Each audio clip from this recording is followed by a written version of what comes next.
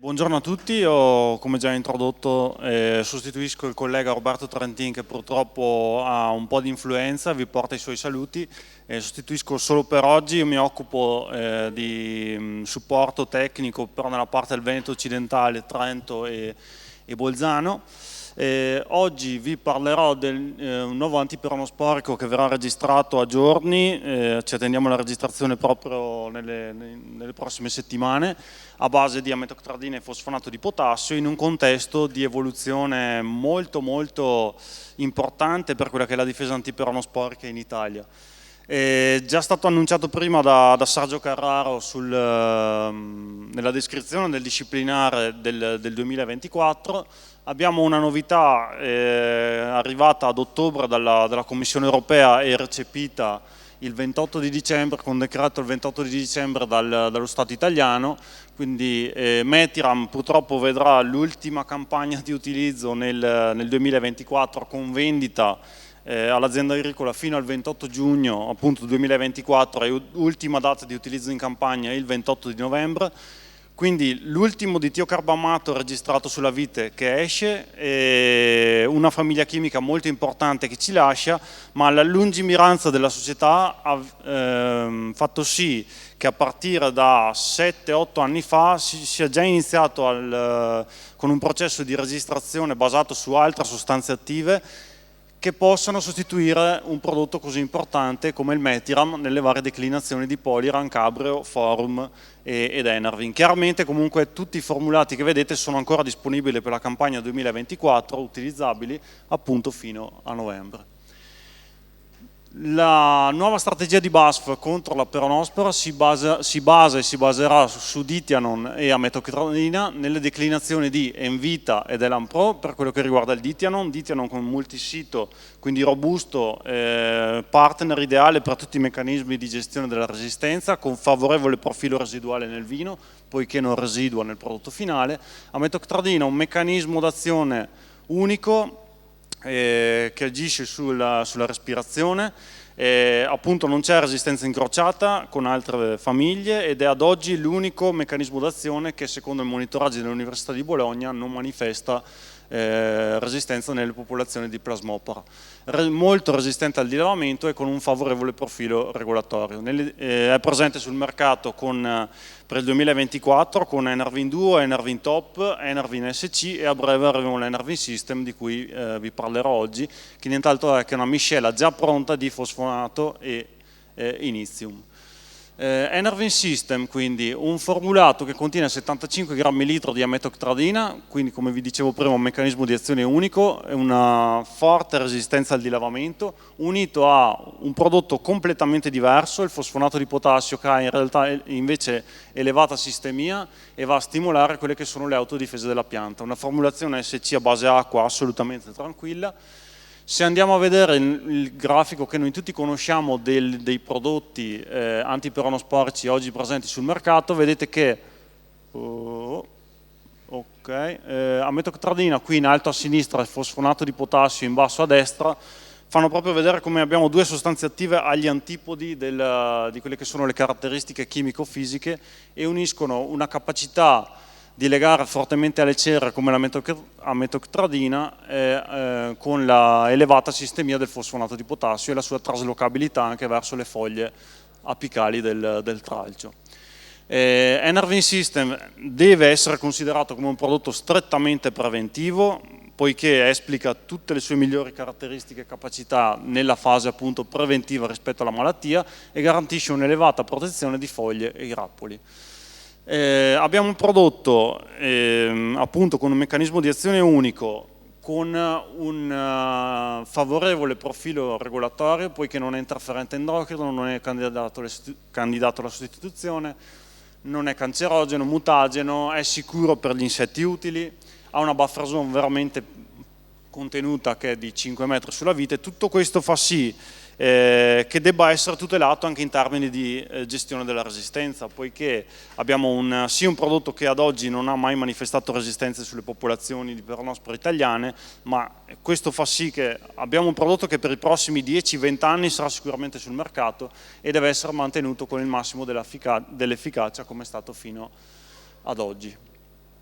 È completamente selettivo su tutte le varietà, particolarmente facile da miscelare, praticamente scusate, facile da miscelare con qualsiasi formulato che vi possa venire in mente, fungicida, insetticida, e non ha restrizioni in base a fasi fenologiche, varietà o miscele estemporanee varie ed eventuali.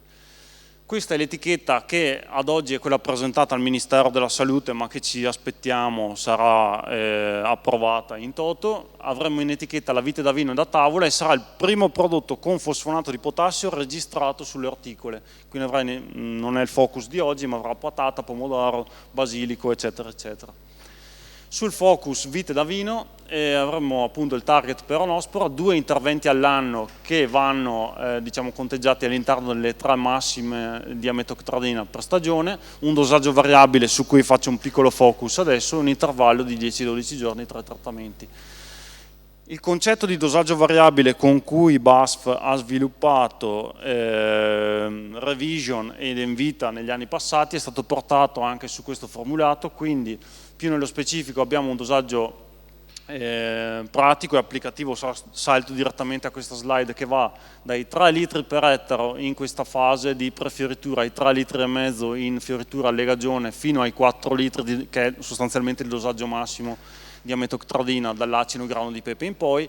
Vedete un po' una novità, cioè il posizionamento di ametoctradina anche nel prefioritura, poiché con l'incertezza del futuro del dimetomorfo sarà necessario pensare anche a questo prodotto con un meccanismo di azione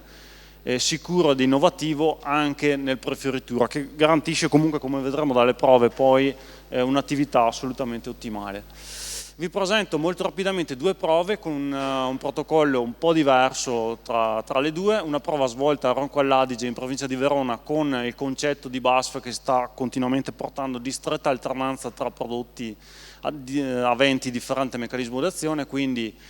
partenza start con Dithianon per tutte le tesi, Enervin System, ripresa con il Dithianon e qui una doppietta con ametoctradina e fosfonato di potassio e nel momento in cui si fanno 2 ametoctradine vicine tra loro, soprattutto in un'annata con alta pressione della malattia, si va a dare un rinforzo con un multisito e poi la chiusura con Dithianon per andare un attimino a bloccare quella che è la situazione. I confronti sono stati metalaxil più rame e nel momento in cui ciazofamide e fosfonato di potassio, e nel momento in cui la pressione della malattia è aumentata si è aggiunto del Folpet su comunque tutte le tesi competitor per mantenere quelle che sono le caratteristiche dei formulati. Quello che potete vedere è un'attività assolutamente ottimale per quello che riguarda la protezione delle foglie e del grappolo. Una cosa curiosa che riprenderò poi anche sulla prova successiva è il gap che va ad aprirsi nel momento in cui si fa del Dithianon e si aprono delle finestre. Questo fa apprezzare quella che è la bontà e l'attività residuale del prodotto, ma che vi citerò poi su questa prova successiva.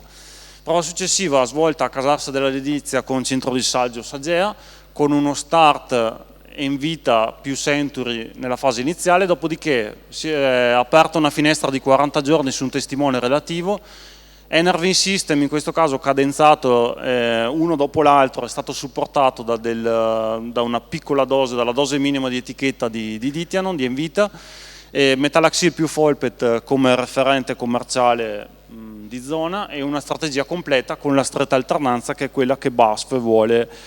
portare nella testa dei tecnici, perché è quella che ci fa mantenere l'efficacia dei prodotti nel tempo.